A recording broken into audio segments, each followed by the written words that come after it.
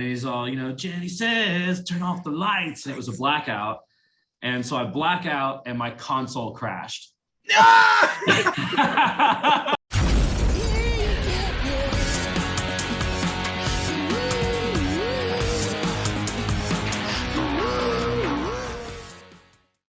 Thanks for checking out Party Like a Rockstar podcast. I'm your host, Joel Miller. Today's episode is brought to you by Misha's Kind Foods. They're an LA-based small business making the world's finest non-dairy cheese spreads on the market today.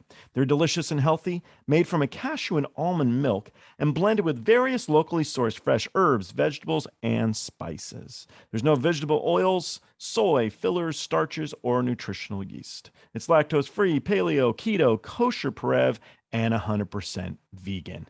Enjoy the show. All right, let's get going. Killian Holt, aka Tiberius Redbeard, is a visual artist and a lighting designer. He's worked for Cashmere Cat, Suicide Boys, Snakehips, Jauz, Butcher Babies, Tetrarch, and for Electric Zoo. I was honestly going to ignore all that shit other than Butcher Babies, which I'll get to in a fucking bit. I think the reason's obvious, but nonetheless, Cosmo Inserra is an art director, lighting designer, and an audio engineer. He's worked on the Warped Tour and programmed synthesizers for Incubus and Deftones. He now designs and installs esports arenas, lighting, and sound packages across America and the world. This part is from him. The guy yesterday actually sent me his Twitter profile as his bio. So anyway, here's Cosmo's little bit here. Is there anything he can't do? Probably shut up. That's the only thing he can't do is shut up. Fuck that dude. He never shuts up. End quote. You better talk a lot, Cosmo. You better be in the face, man. Otherwise, we're gonna call you a liar.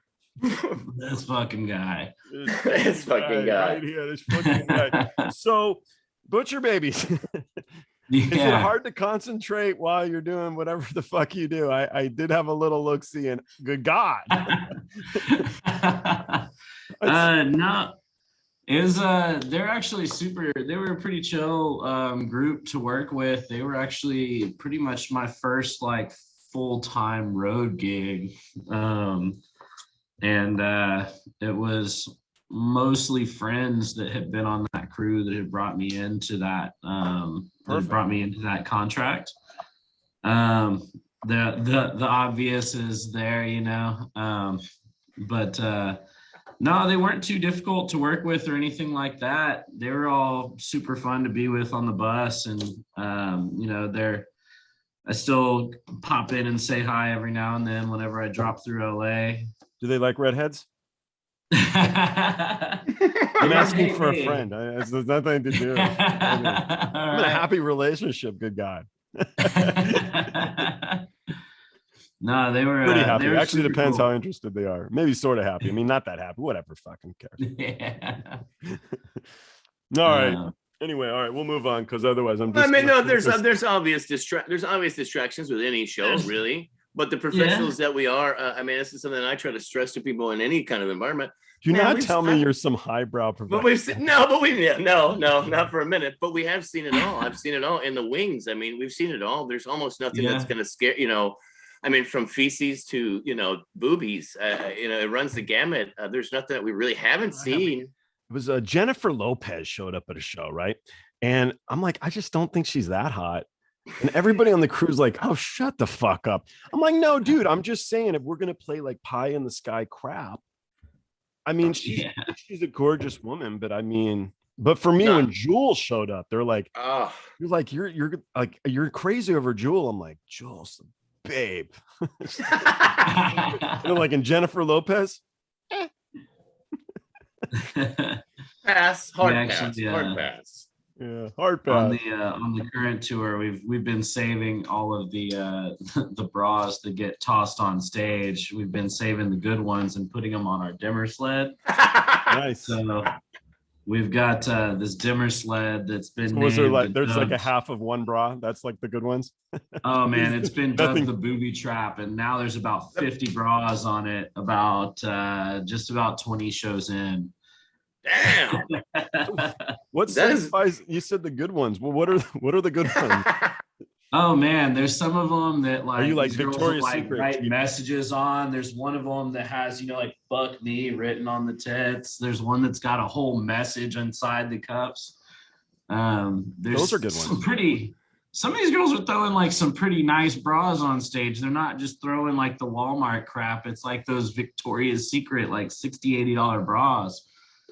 All right, so since we're talking about underwear, so my chick, she got these what is it called, corset, right? This corset she got for Halloween. Mm-hmm. And have you guys ever noticed how shitty women's zippers are on their fucking clothes? They're pieces of garbage, dude. Can you zip this up for me? And I'm not gonna have like basketball hands, I got like regular some of those are roadie terrible. hands. Yeah, you can't get the fucking little zipper up. How come they make these little shitty zippers on chick clothes? Because girls' clothes are more expensive than dude clothes. Yeah. And with hands like that, you're gonna rip it off. That's what you're gonna just. I'm totally afraid I'm gonna rip the fucking metal zipper off. And they're then usually they're usually trying to get pretty tight in there, Those little zippers are meeting their match as much as they can. No, what is she for Halloween? You're saying she's got the thing. Is she just a sexy that is none fireman? Of your fucking business. Go back to your corner, Rhodey. I'm trying to think what I'm gonna be now. I don't know. She's a fuck. What's it called? Like it's like a big bird with like dog heads on the side. It's like a mythical creature thing. Cerebus, I don't know. That's no. Something like that. Yeah, like I think they have one in Harry Potter. She's like, she's like, how do I look? I'm like, you look like an angry pigeon. It's like, I do not look like an angry pigeon. That's how she talks. With the extra dog heads. I'm not a pigeon. You bring up a good topic though. Halloween's on its way, and you're going to be on tour for Halloween. I don't know. We're going to have a party here at the office, whatever. But crew dressing up for Halloween traditionally, Casa Gilligan's Island. Let's go with the acceptable crew. That would be good. Costumes. Casa Gilligan's Island. Cast of So How I Met Your Mother. Let's see, what else do we have?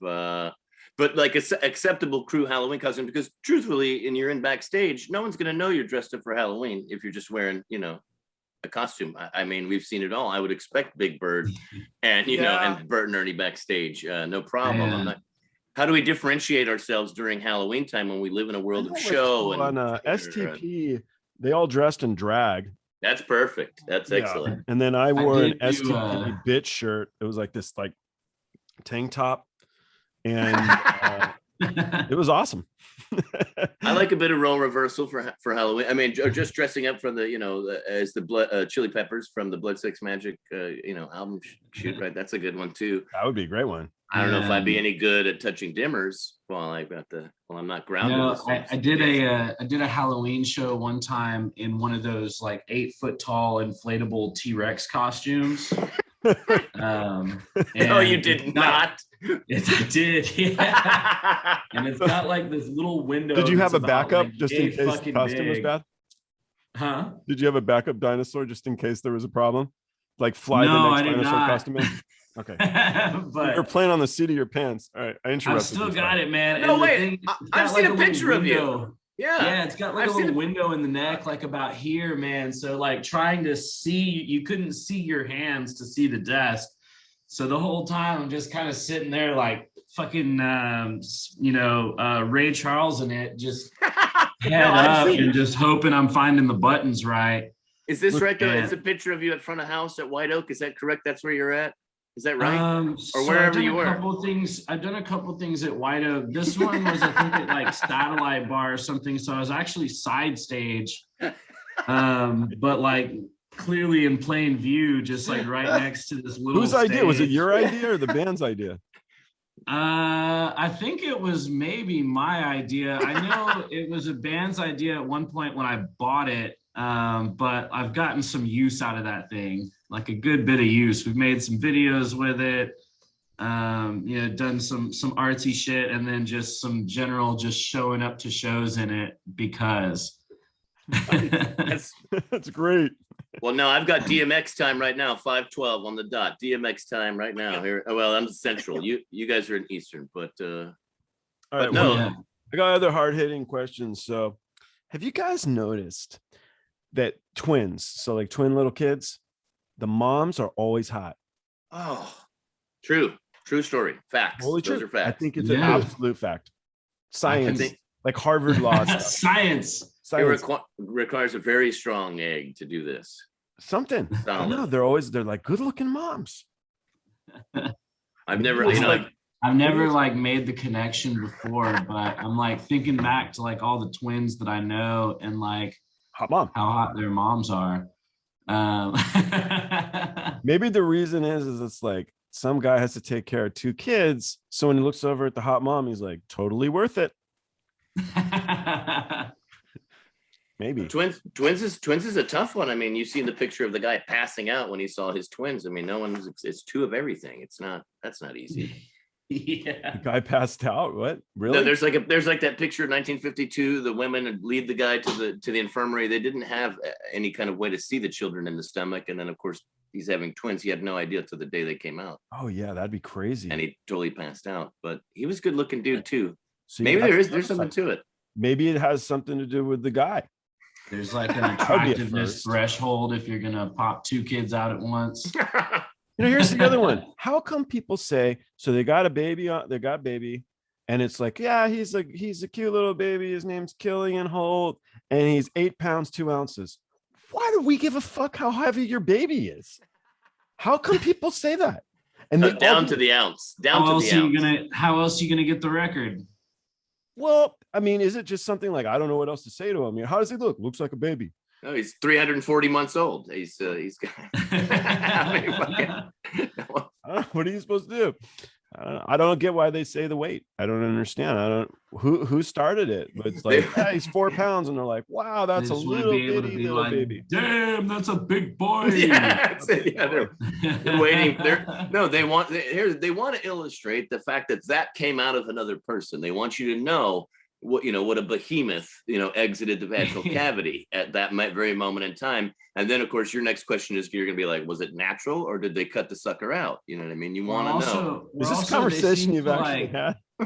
They always say that the baby is like 18 inches long, like it's a fucking turd or something, and not like it's tall. Because they're not standing yet, I guess. So they're like, oh yeah, it's 19 inches long. If the baby's like over 6 pounds, she gets a high five. It's natural. I mean, is it It's like natural. It's natural. contest? You're like, way to go, I mean, no, it's the visualization of the birth canal. And of course, that's all we're thinking about when you tell me how big that baby was. That's all I can visualize. Was he cantaloupe or watermelon, baby? We gotta know. All right. What else do we got here? We got to get a little classy. Suicide Boys. Wait, what? So I asked, who did I tell you I had on last night? He from Suicide Boys. He was the front of house. Mungle on. Yeah. So I asked him if they're happy now. I think they're generally sober these days, and not not quite as deep in the dark hole that they were when they acquired their name and all that. So general response has been very pleasant in my mind on this tour so far. You guys are like burning houses on stage or something, he told me. Yeah, man, like, that sounds amazing. Those houses are a whole freaking thing, man. Our carpenter has got his hands full on this tour. So you've got one carp and he has to build 3 houses? Yeah. Oh. And so but we have it's these houses that they go up, and then for the first half of the first half of the show, they're the guys are like sitting and singing in front of the houses and all that, and then they at one point they go in to the house, and it's like they're gonna kill themselves because they're the Suicide Boys. So they go into the house burns down, and they all collapse, and there's a big laser cube, pyro, all that stuff.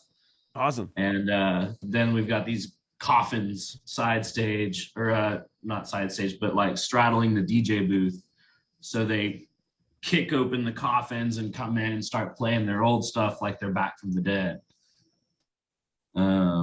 Theater. It's all a very like theatrical moment. Very Alice Cooper. Very Alice It's Cooper. nice. Yeah. Well, it's very Very nice. Alice Cooper And your cues are obviously like seriously part of this thing. I mean, your cues literally leading the way. I mean, right? Am I wrong? Well, I mean, mine, I don't really show up. Like I'm doing lasers for this time around.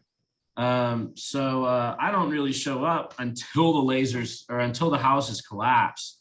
And so like I've got, I made some like laser flame cues so that like as the houses fall, you see the lasers like burst out from behind them, as if it was the fire, and then everything goes down. Our current lighting designer programmer, Ian McDonald from Five Finger Death Punch, is doing just an absolutely amazing job with the rig. And he's done a whole lot of really good work to bring it to life and like take that design even further than it was. Actually kind of nutty. Like you call your band Suicide Boys, your whole premise is that you're going to off yourself if you don't make it, then you like kill yourself on the stage and the whole fucking crowd loves it. They're all excited.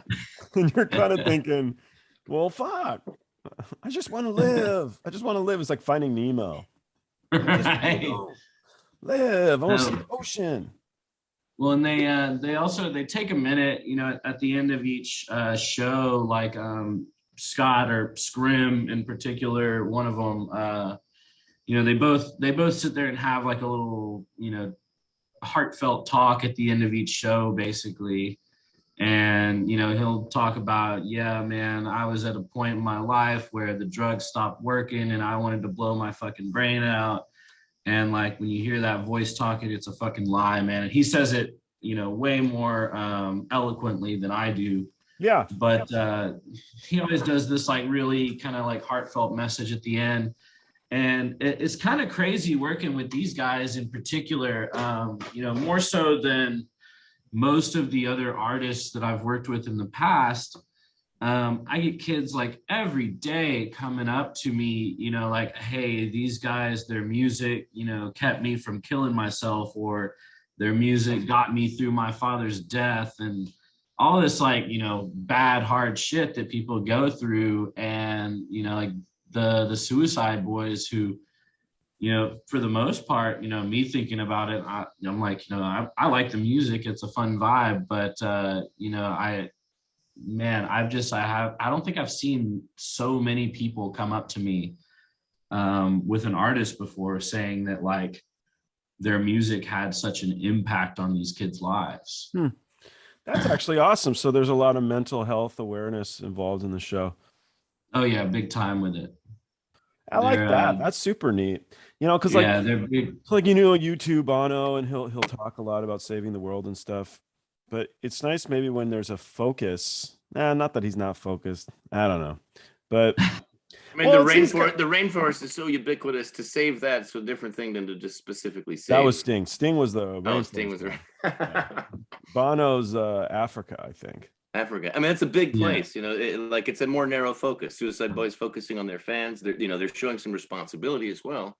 They know what they've created, but I mean, they know kind of the culture, that everything, all their merch has like razor blades and stuff on it. And like, they know they've got a good connect with their audience. And well, I mean, the argument could be like, I know I have this, I don't want to say illness. I don't really know how you'd phrase it, but if you have a want or an interest in killing yourself and it's a real one, that's obviously pretty excessive. So if there's something that's saying, hey, we get it, and here's some stuff that's like suicide related, but we ain't gonna do it, maybe that keeps these other guys around too. I can see that, and I would assume that's healthy. I mean, it's good to talk about stuff for sure. Yeah, and I mean, a lot of what they're doing is like, hey, my life is hell, and this is what I've been through this, and I went and I thought that when I got here, this would make it all better, and then I got here and it didn't make it better.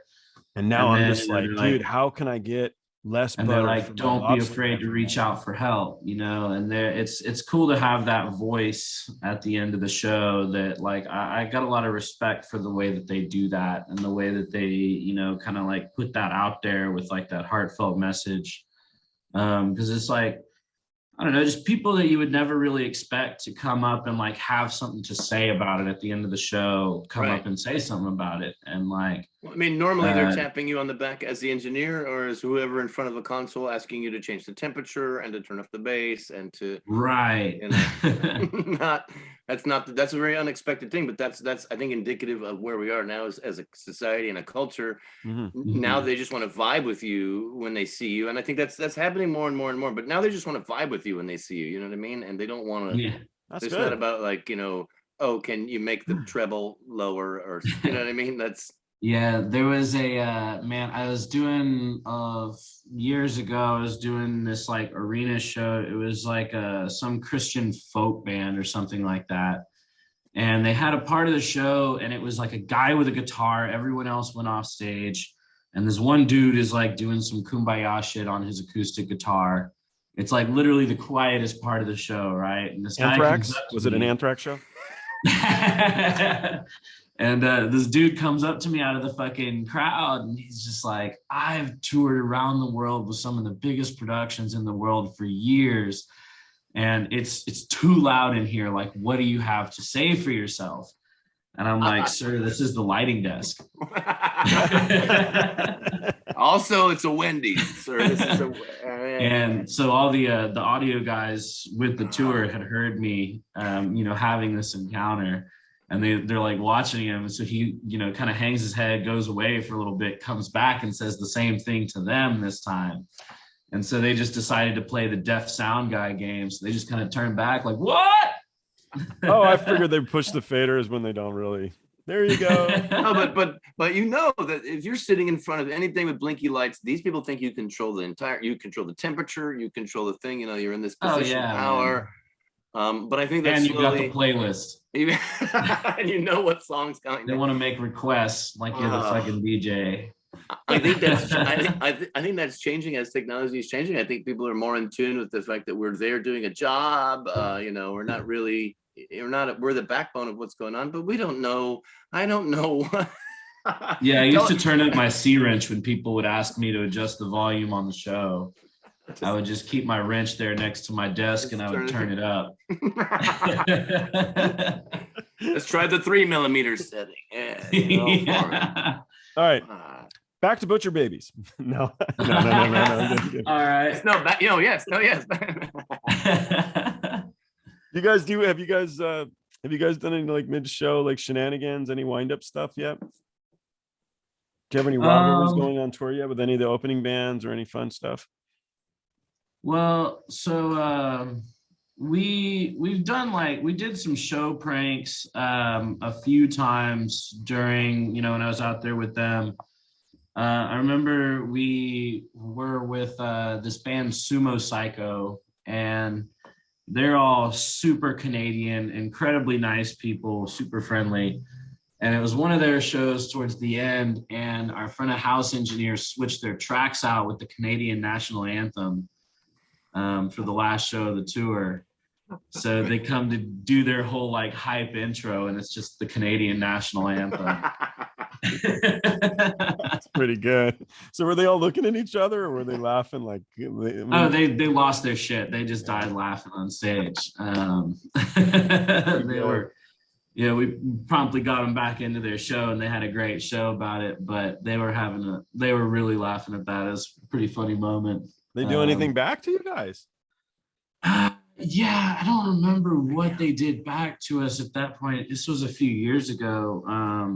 But if I remember right, they definitely like came on stage and did something. But it's been a while now, so I can't really remember what they were up to. They made you hire Cosmo. But there was a lot of like bus to bus pranks that happened too, just like throughout the course of the tour. So bus to bus warfare. I mean, that's a real thing. It's a thing. Oh yeah. And there's always that one bus that does whatever they do on that one bus, and then there's the other buses that whatever you're allowed to. It's bus to bus warfare is a real thing. It's a real. It happens. It happens, and all the drivers are Canadian too. So I can't imagine that was any. Well, they're not all Canadian. Right. What about you? Got any wind-up stories, Cosmo? Well, I mean, no, I mean, that's the thing. I mean, you're talking about like, it's warfare sometimes, you know what I mean? And you're on tour, you get comfortable. Warped Tour, for instance, is like the home of all of the, I mean, I saw all of them there. But, you're on tour, everybody gets comfortable with where they are and their positions. And, it's just the nature of being a creative, or the nature of being what it is. We got to throw them something, man. They're too, you know what I mean? Like these guys, it's too easy. It's too easy for them. You know what I mean? We're gotta give them a curveball somehow. NOFX, we used to play pranks on NOFX all the time because they were the best sports. You know what I mean? You could do anything to NOFX on stage. And what'd you do? Because I figured I might kick your ass. When Mike would come up on a couple few, they'll kick your ass for sure. Yeah. There'll be a fight in the parking lot, but then we would settle everything. Warped Tour, you'd have a barbecue and a fight in the parking lot every night before we got on the buses. Then we'd settle it, go to the next venue. But no, we would cue trumpet. We would cue trumpet in the vocals, like the Charlie Brown fucking trumpet when Mike would get up to sing. For just fuck with them, and again, and the NOFX show, it's alive, it's high energy, they're laughing at each other, they take it in stride. But then that was Cosmo's high energy. But they come in with even and do stuff to antagonize the road crew, i.e. throw their $7,000 guitar at somebody, you know what I mean, and expect it back at the end of the show. Stuff like that. And it's antagonism both ways, but it becomes warfare when people get complacent. We want to keep everybody on their toes. Safety first, right? I've been sending the audience to go get mics. Go get that. Get that mic. Yeah, just through the thing. Come on. And they're like, try and hide it. I'll be like, dude, we know where it is, man. We have like sonar and on it. I can turn it on.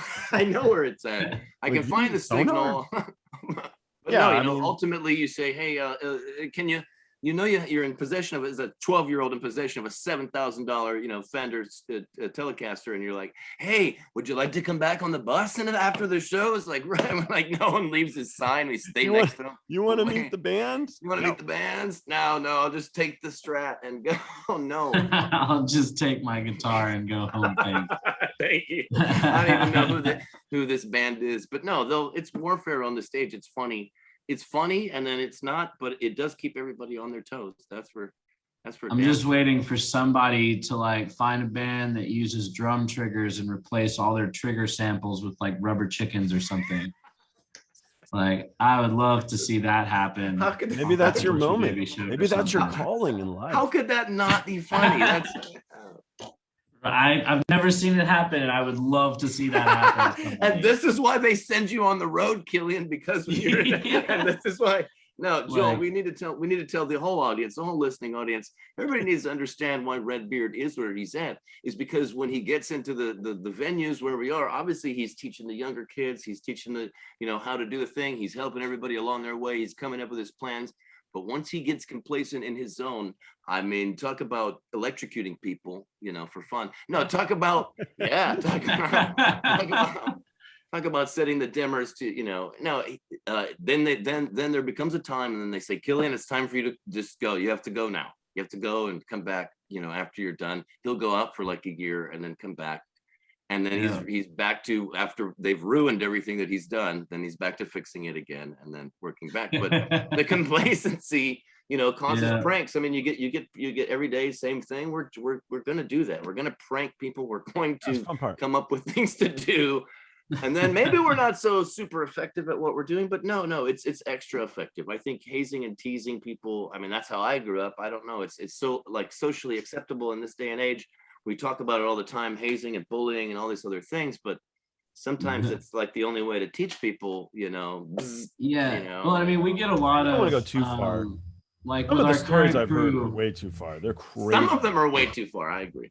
With our current crew, we get a lot of stuff that'll be like not, a super harmful prank, but it'll be something like, oh, hey, I found, this cable on one of my cases. So guess what? I hit it.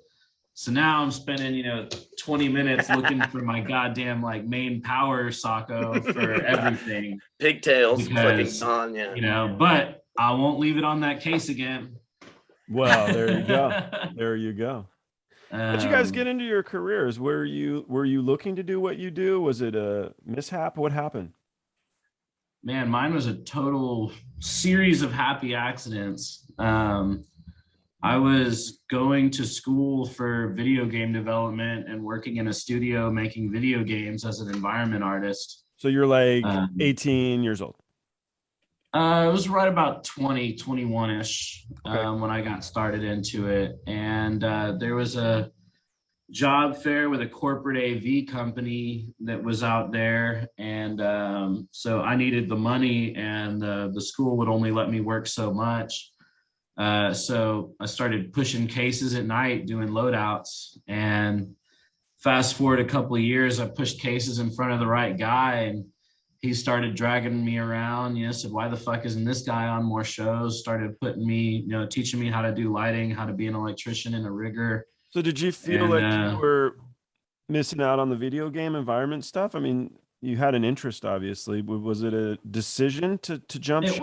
It was very much a decision to go after that career, because I was already starting in that career. Because is it like the artistry, or what makes you wouldn't at the time? It's definitely a large part of, I was big into video games growing up, and I was like, this is, as far as mediums go, this is a merging of music, games, and art, and like all the things that I'm good at and that I like doing and that have, interested me.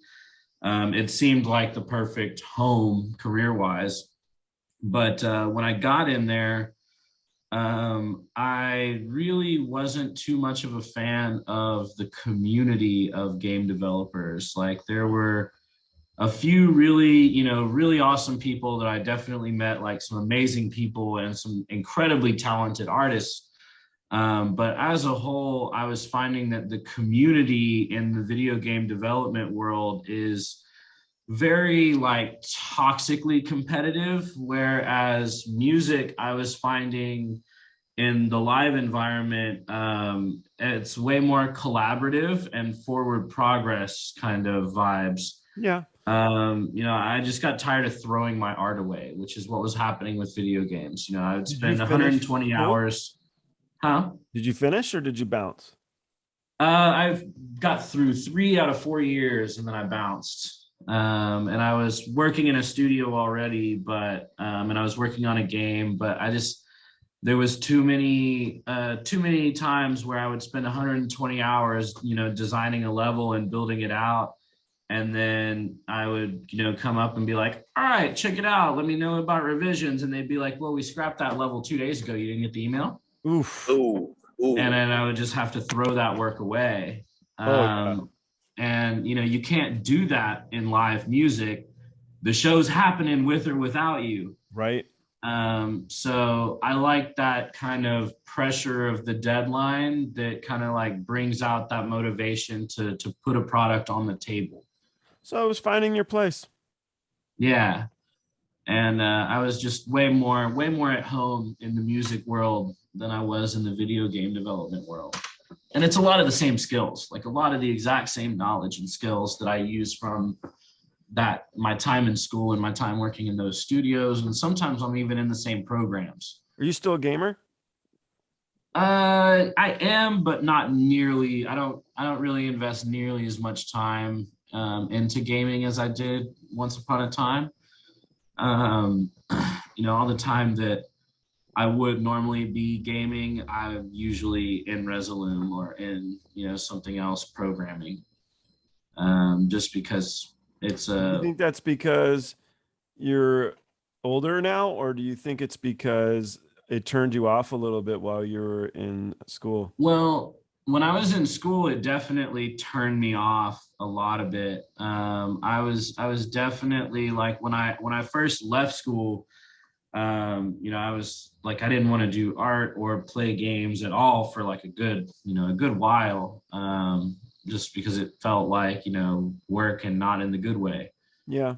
Now I'll still play games now. Like I'll still play Smash, or I'll still get in, and play whatever and play phone games and all that. I'm still an enthusiast for sure. Yeah. But I don't dedicate nearly the kind of time to it that I did once upon a time. Sorry to focus on it so much. It's just interesting because I think a lot of people now want to get into the gaming career. And I actually was just at a wedding in San Diego, and he builds games. So all the guys there, they were all game people.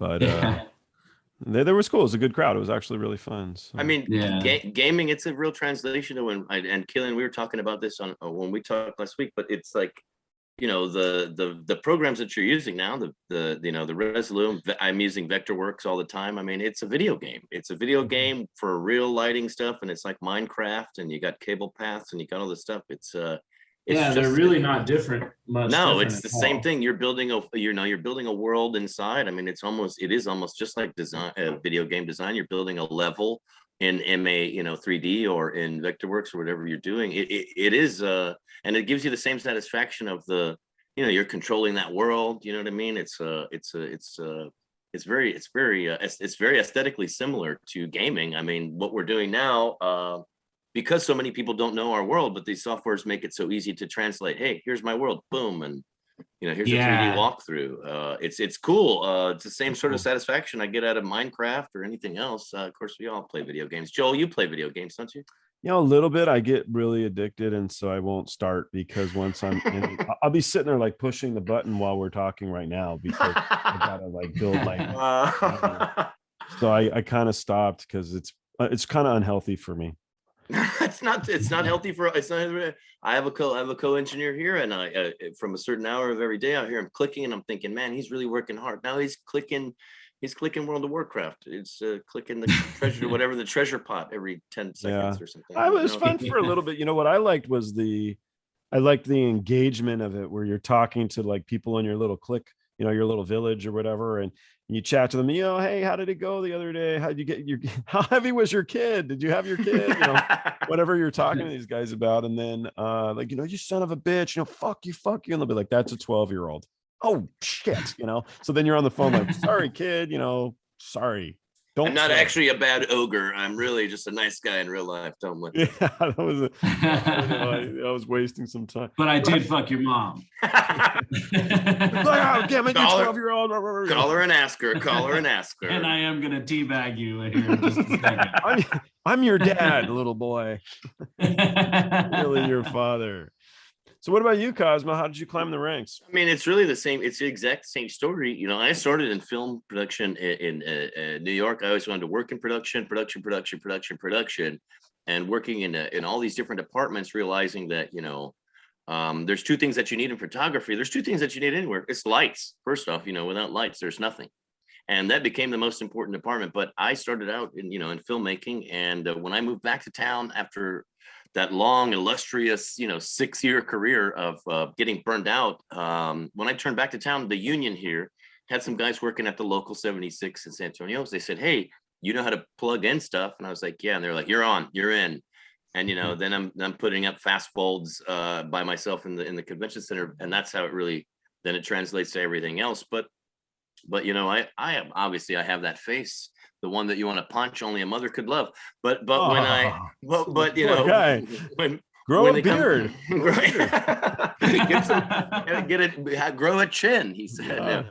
But no, and I was a big baby. I turned out to be this giant baby now. No, but it is the same thing, pushing cases in front of the right person was what led to it. And then that's the reputation. Kilian has the same one. When I see his face and I'm pushing cases, when I'm opening up a truck and I see his face, I go, yeah, okay.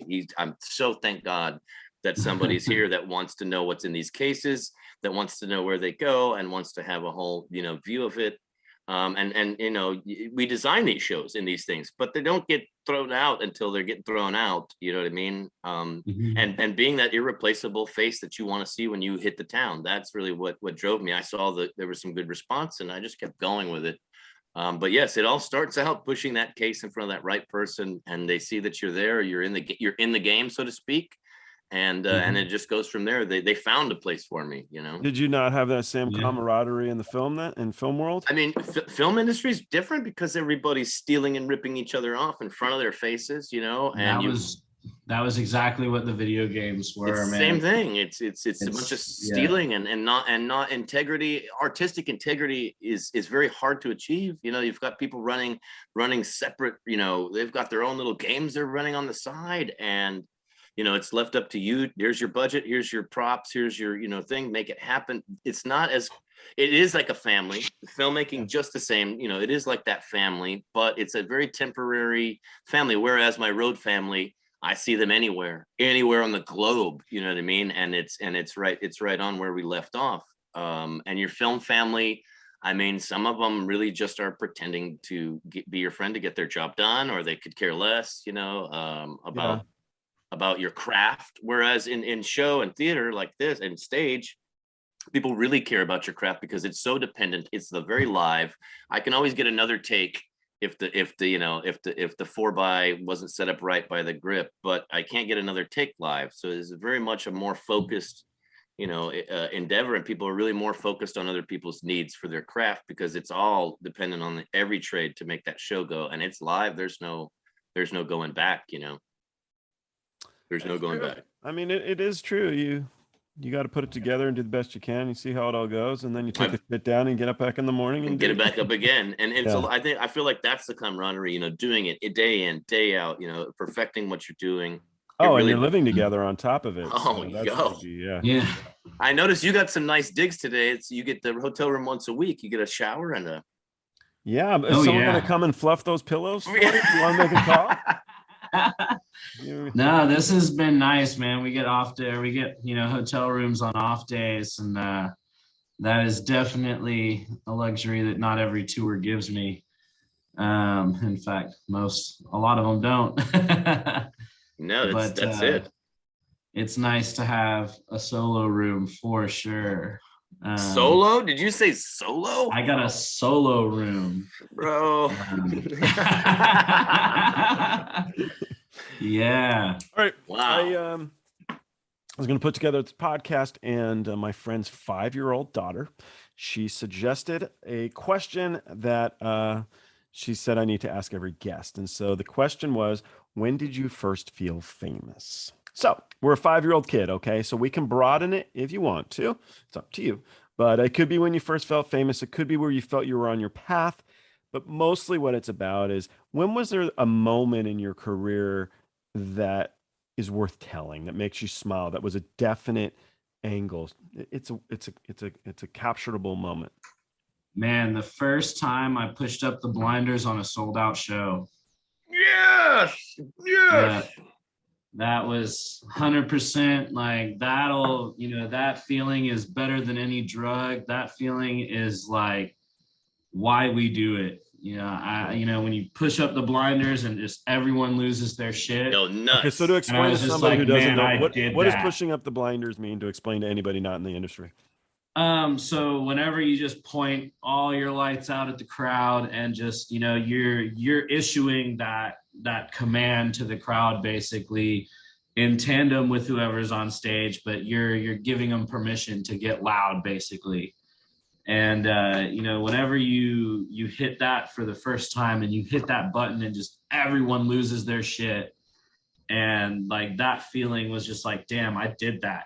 Webster's dictionary over here. That was a really good explanation, right? I That's thought it was just going to be like, when you turn the shit on, it's like, fuck yeah, that's what it is. I would say the exact same thing for the blackout. The blackout. Yeah. When you have enough with that band and they're trusting you that much that you decide to black out everything except for 6 ACLs on the deck, and they're in the complete pitch black darkness and they're still rocking.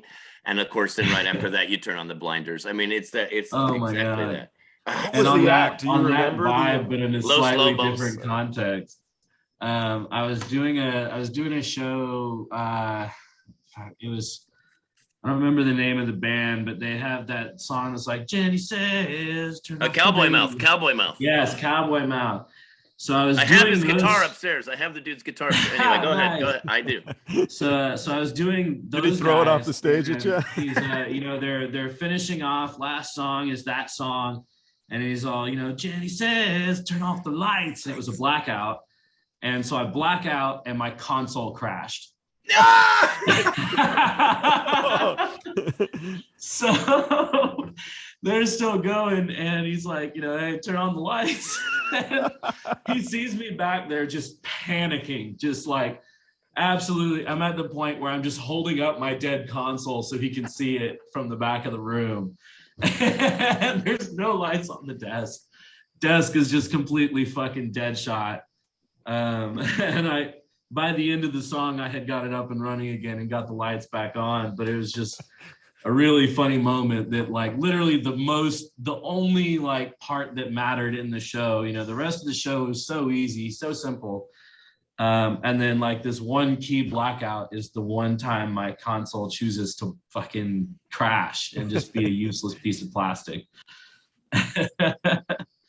What do you got, Cosmo? It's no, I mean, how, you know, I am, I say when I felt, when is famous? I mean, what is that? But when I felt recognized was that and this is going to sound so lame, you guys are going to laugh, but I don't care. Trans-Siberian Orchestra, you know, they've got 2 tours. They've got this, they got the other thing.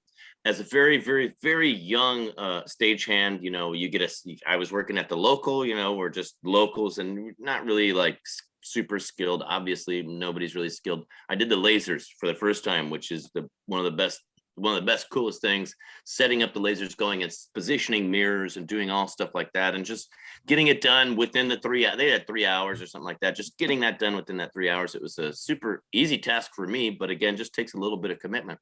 Anyway, a year later, 2 years later, same tour comes back again. It's the guys, Trey and Seth, or Trey is the guy, the lead guy there. And, you know, just seeing me on the dock, I'm over there, and I like to push case because I don't want to know what's on the truck. I want to know what's there.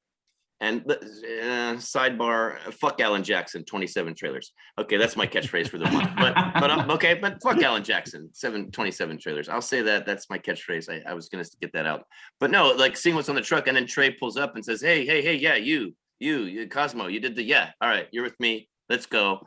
And, you know, yeah, we're going to have a good show. This is going to go easy. It's going to take 3 hours. That's when I first felt like famous. I mean, and that's happens time after again. They recognize you. They say, hey, you're the guy we want to see. And then, of course, they started inviting you out with them. But that was the first time. The Trans-Siberian Orchestra, the guy was like, yeah, this is going to be a good day. You off the truck, come over here. And I was like, oh, I get to just sit by the work box and, nice. Secret compartment in the work box. Oh, what's in the secret compartment in the, Oh, you're giving us the keys to the city, man. Me and Kelly never been invited to shit. I guess that's not at your level. Legendary snack drawer. It's snack drawer, 4 drawers down behind. Never mind. They build them that way. I don't know what's supposed to go in there, but I know what's in there. And it goes all over the world in that little drawer, the snack box. But no, that was it. I mean, that's fulfilled that sort of idea that I am known, is that every time you see somebody, whether it's Rammstein, who keeps the same keeps that same touring, man, you know, talk about a nuts production. I did a show with them one time, and they were 18 trucks, but no, the fat suits are like one whole truck is just the fat suits. You're like, wow, fuck. Yeah.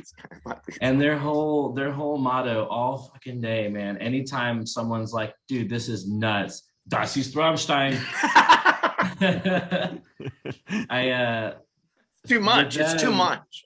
With them, I've talked to, you know, a bunch of fire marshals for, you know, carrying pyro just around the country. And they've pretty much all said the same thing, that if you come to a city after Rammstein, your fire marshal's gonna be a dick. And it's because they've all had bad days with Rammstein, because anything that Rammstein says that they're going to do pyro wise, they're going to triple it during the show. Those boys to the point where there's the fire marshal rig, and then there's a lot of work that takes place after that inspection. Yeah. But that fire marshal rig is super visible. Yeah, they're just like, oh, we don't have that much more pyro. Anyways, we need to hang this 600-foot guy line to the spot towers so that we can mount some pyro to it. Let's pull out the flame. Let's pull out the flamethrower backpacks. Yeah. Anyways, the guys will be wearing flamethrower masks, by the way. And Tillman will go blow himself up. That's the fame. That's the fame we're all looking for. People that know we can handle this. When they see us, they know, okay, he knows the score. It's a very nonchalant sort of a nod, and that makes me feel even better. But it also drives me even further to do that job that day, because they give you that nod. They say, "Conk, you know the real deal, and we do this other thing." That's all you need to do your job, is that reinforcement. And that makes me feel famous every day, every single day. There you go. Also, my name's Cosmo. It's really hard to forget Redbeard the same way. No one's really gonna forget us, So how many bras did you sneak into your solo room there, Redbeard? That's got to be an art installation. That's gonna fill a whole Cadillac after. Oh man, I can't wait. I've got pictures of it as it's gone through the tour, and I can't wait to see what it looks like at the end, because our rigger's been like putting up this whole string of them, so now it's like a whole curtain, and you have to like wade through the bras to plug anything into Dimmer Beach. So during load in, they all have to go to the side so that we can actually get in and work, because otherwise you're just working in a forest of bras. Yes. But they chopped it up. It's got googly eyes now, so it says the booby trap up top, and then it's got googly eyes for O's, and then we're at about 50 now, I think. God. And we're 21 shows in. I'm gonna be fair. I don't think I've ever seen 50 bras. I've never even done it before. I don't even know. I'm saying, man, by the end of this tour, there's gonna be like $3,000 worth of bras on that damn dinner sled. You're out with the Suicide Boys right now, then? Yeah. Are you just running the lights for them or for any of the other bands? I'm doing lasers for them. You're doing lasers for them, and then so who's their opener? So they've got a bunch of rappers as their support acts. So they've got I'm blanking on Cheddar is the first one, then it's Germ, then Shakewell, then Ramirez, then Night Lavelle, and then it's a punk rock band, Turnstile, as the direct support. And then it's Suicide Boys. So you guys have an LD and you doing the lasers. Yep. So we've got an LD, me doing lasers, and then front of house. And then our lighting systems tech runs lights for the openers. And then we have a video tech, a carpenter, a rigger, and that lighting tech. So you have 2 crew buses? And a pyro guy. You have 2 or 3 crew buses? So we have 1 crew bus, 2 artist bus, and a support bus. Damn, dude. So we got 4 buses total on the tour and 2 semis. Wow. So the band is, there's only 2 guys in the band. Yep. Yeah. So each one has their own bus. Which one's the bad bus, though? Which one's the one I want to go on? No, never mind. Where's this guy? I mean, there's 2 buses. There's the good kids bus and the bad kids bus. The crew bus is the quiet bus. Okay. That's the one you can sleep on. Good. And the support bus has bunks available, but no one's getting any sleep. It's okay. I think, the support bus is pretty full between all of the supporting rappers and then their photographers and security. And then an entourage. We have 3 merch guys and a box truck for merch. And these guys are selling so much merch, it's insane. You told me about this, though. You told me. Yeah, dude, the line is all the way through the building every day. Wow. They can't keep it on the truck. That's awesome. That's awesome. Yeah, it's great. Yeah, it's way better than the alternative of them not being able to move it off the shelves. Because I've been on tours where that's the case too, and I'll tell you what, man, there ain't no personal hotel rooms on a tour like that. No. Yeah. No, you understand that affects the bottom line for everybody. I mean, that the guarantees, but that merch is the way to make everybody eats good when merch is making money. Used to not be the case. All the money came from elsewhere, but now that's where you get your money. That's where you get it. Dynamic today. Yeah. I love it. All right. Well, in summation, I think Kilian, you need to make a video game of the Butcher Babies. Yes. Level 3. Yeah, you can do your own floors. We're not going to cancel shit on you. No, it's the forest. It's the forest of bras. But wait, Joel. Before we close it out, though. No, you can go on. It's okay. No, Kilian and I we came up. There's like some. All right. Well, now we're done. Okay. Goodbye. So many fucking rules. But like number 1, don't break the seal. Right? Everybody's heard that. Don't break the seal. Right? All right. Why? Because you got to piss now. No. Yeah, no. Just don't break the seal because it's real stinky under there. But there's so many rules that you have to abide by on tour. Don't look directly at the bra forest, right? You can't look at it in a weird way. Just avert your eyes and part. Don't be the stagehand that's sniffing the bras. Dimmer beats. Have you got a stagehand in there? That has happened. Yeah, that has happened once or twice. Like, just curious. Yeah, man. It's like, dude, those smell like titty sweat. Like. No, they smell like fucking funk of being in road cases. Old titty sweat and roadie stage hands rolled together, smashed rolled all together in our fucking Dimmer Beach. And was that how Cosmo got on the gig? The stage hand. I don't promise. Sniff the bras and don't shit on the bus. Don't shit on the bus. Don't break the seal. You can shit on a Prevo. What? Only if you want to catch that fee and a driver that hates you. Oh yeah, never gets old. But nobody is doing as good though as Bob Dylan, and we all know this. If you've ever worked at Bob Dylan, that his entire bus is filled with spring water, so he's shitting in spring water. I think you can shit on that bus. You can shit in this. I think that's something about spring water makes the shit. I don't know. No, but really, how many years takes have we the been shit riding? to a springer place? It's sweeter. It's much sweeter. But how many years have we been on these things? These things you're not allowed to shit on them. Shouldn't there just be an excavation button that just like? I get it. That's littering, but I think Dave Matthews will tell you why not. What's the Dave Matthews story? They got sued for a whole bunch of money because they dumped the tank they were driving over a bridge and it landed on a tour or a tour boat. Yeah. And so there was like a couple hundred people that got sprayed with Dave Matthews shit water. That button exists. The dump the shit button exists. It's there. Just dump the shit. Just not on the Mississippi. Not over the Jesus. Actually, fun story about that button.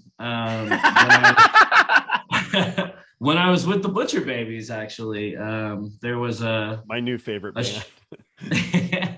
There was a show this one time, and it was, I'm not going to name the venue, but later on in the evening, the show ended, and all the security guards decided to go smoke a cigarette together out back while there's still people in the venue. Clearing out. So there was no direction to get people out of the building. And some dude was allowed to just walk into the building, just completely blind-faced drunk, goes into the building, made his way into our green rooms, and peed all over the bass player's guitar cases. Oh, wow. And we found him. I come into the dressing room and I'm like, whoa, what the fuck? Dude's got his pants at his ankles. He thinks he's in the bathroom and just like completely clueless. So just some punter guy who just cruised back there? Just some fucking, I think he was like a cook from the restaurant next door or something, or down the street, and was just absolutely blasted and was just allowed to wander into the venue and make himself at home because all the security guards were gone. Luckily the girls weren't in there like changing or anything like that. But the guy, the guy got pissed all over his fucking basses, man. I'd be, oh my God. And his basses were nice, man. Like he had a really nice collection of very personal, very customized basses. And they all got peed on. I'd hate to be the tech that day, man. And then we got rained on. We had to do the whole loadout in the rain. And that was just, for many other reasons, a bit of a nightmare gig. So on the way out, we dumped the piss tank right in front of the venue and made our way on. There you go. Well, Celeste wants her lighter right back. there. She doesn't trust me. She wants her lighter back. Nope. It's all right. And yeah, the girls came out and were like, yeah, dump the piss tank here. And we were moving on and they were just joking, but bus driver was like, oh no, I already did it. Give that guy promotion. We're rolling now. I know we're getting on time. We're getting on time, but no, I wanted to talk about one thing before you kick us off your show. Okay, what do you got? We love your show. Thank And you. it's one thing and we love your show. I think it's amazing. At first I thought it was exploitative, and then I realized that no, it's just this natural thing that nobody really talks about in a natural way, and you're really breaching the gap for a lot of people that don't understand us. Thanks. I appreciate that. No, okay, so the here's the thing. I'm going to breach the subject because I work corporate now, so I'm all balls in here. Okay. Balls deep. No, it's the smoking the weed on the stage deck, right? So you got rappers on your tour, Kilian. We've all had the thing, right? The smoking the weed in the venue has become like the status quo now, right? You know, you got backwoods on the hospitality order. They're coming in raiding the backwoods before anything else, before anybody drinks a sip of orange juice. The backwoods are gone. You know, you've got these people smoking weed, which is it's interesting. But you see that from tour managers to whoever, they're sitting and like on the stage, hitting it right before the kabuki drops, you know, doing all these things. Smoking weed on the deck has become like the status quo. People are just doing it. The performers are doing it. Of course, the stage crew's doing it. But that's something that I'm, of course, never going to get used to, right? I mean, that's something that takes place like in a closet in the balcony of my apartment complex with but you know, but no, so the smoking the weed backstage, Kilian, does it bother you? Does it get to you when you're trying? I mean, you got mirrors and lasers. We're talking about. I'm usually the guy. No. Hides it in the beard, just reaches. So, I mean, I'm usually the guy that's like out there sneaking out to my, sneaking out to the bus or something to go smoke before the show because personally, you know, once I'm done pushing cases, when I'm ready to push buttons, I like to smoke. I want to be in touch with the audience. I want to feel their power. I want to yeah, and I mean, like, it helps with anxiety, and like it's definitely got some medicinal needs. Like, I'm a pretty heavy smoker in general because it really helps with my anxiety and my insomnia a lot. And I tend to hyper focus on my programming. But that's a medicinal thing. It's not a social thing on stage. You know what I mean? It's not a pass fucking, you know, party. But I see tour managers just sitting there waiting for their last cue, hitting their shit. And I'm like, this is what we always dreamed of. This is how we should be working. You know, this is where I never would when I was working that there's no drugs, no alcohol. No drugs, no alcohol, no. Usually, I mean, it kind of depends on the production. I mean, coffee works really good. Anything's coffee in a coffee cup. Anything's coffee. No, but safety first, and that's the whole thing. Like, we talk about safety, we talk about all these things, but now the status quo has been, you know, these people come into the venue. I say these people, tours come into the venue. They come wherever they'll smoke it wherever they want to smoke it, and now that's the natural thing. And I think it makes things a lot easier. It's like it just makes everything go smoother. When the tour manager is sitting there holding a blunt, you know that you're not going to get yelled at for a bad monitor mix. You know that but it signifies. It signifies that everything's cool. You know what I mean? It's like a different way of communicating. Make it a little bit better, man. But it is. It's something you're gonna get all fucked up. The guy will be like, you know, turn the music up, and you'll be like, I'm at the lighting. Oh fuck! I'm at the sound desk. You're right. But it used to be such a taboo thing during a safety meeting only. Now that I see it, like, you know, prevalent, it's used as medicine. It makes everything go much smoother. And safety I see it meaning like weed. Yeah. Well, yeah, okay. we're gonna be safety third. Okay, safety second. But we're gonna be safety first. Primero, pero rolling the joint is like, you know, this step into like, hey, you know, we're communing with nature and with each other. We're making the show happen, and it's something that's now natural and easy. That's how I learned how to make movies or anything else was like, hey, you know, in the, you know, Santana song over the radio, and that means go, you know, just go meet somewhere and everybody's going to have their meeting. Is that really what Santana sounds Oh yeah, like now these days?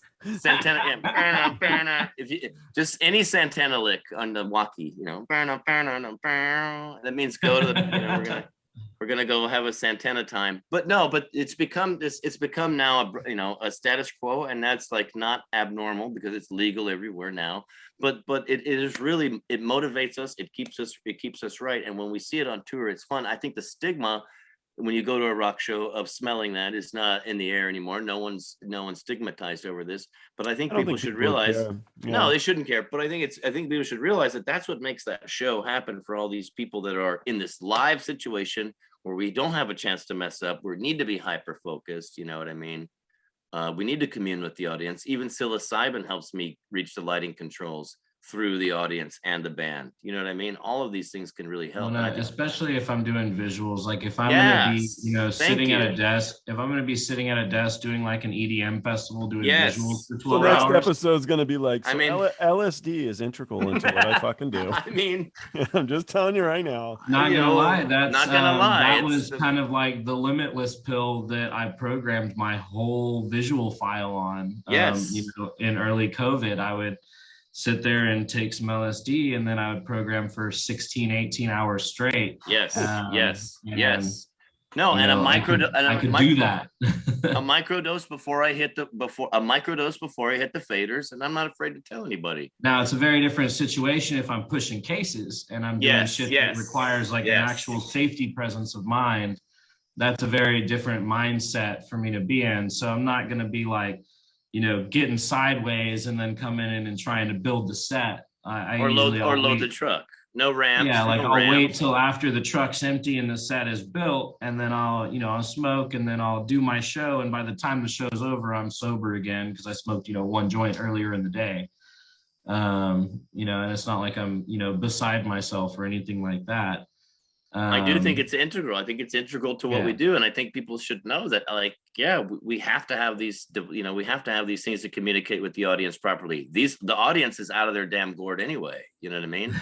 How can I reach them and the band at the same time and then have that, because that's what you do. That's what we do. We are the breach between the talent and the audience together. We are that bridge. There's no other way to reach out to them. And it's a fine line. It's a fine line to walk for sure. It's a fine line. I'm not gonna do Sesame Street on Ice like Three Tits in the Wind here, but I'm not gonna show up to my corporate gig pushing up a Lico fader, you know, with my freaking pupils looking like the darkness of night. Beauty and the Beast on Ice will be like, he's just so beautiful.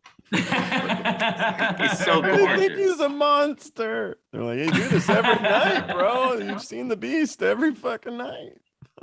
But I'm glad that we addressed it because it's an important thing, and I don't think people really realize that.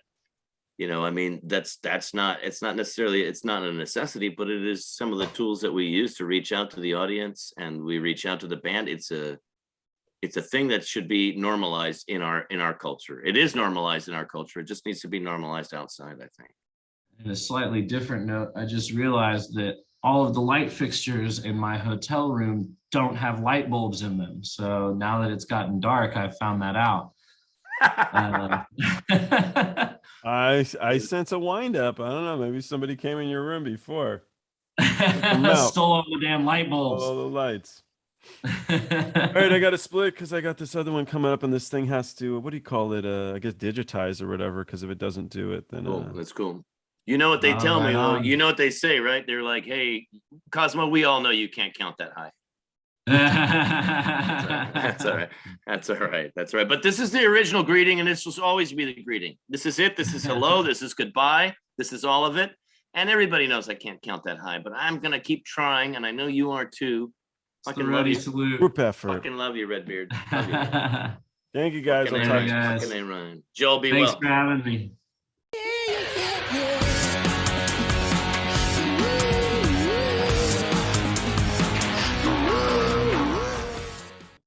Hey, thanks for watching Party Like a Rock Star. If you're not already subscribed to the Facebook or YouTube channels, do it. We're also on Twitter, Instagram, and TikTok. The handle is Party of Stars. Thanks for watching. See you next time.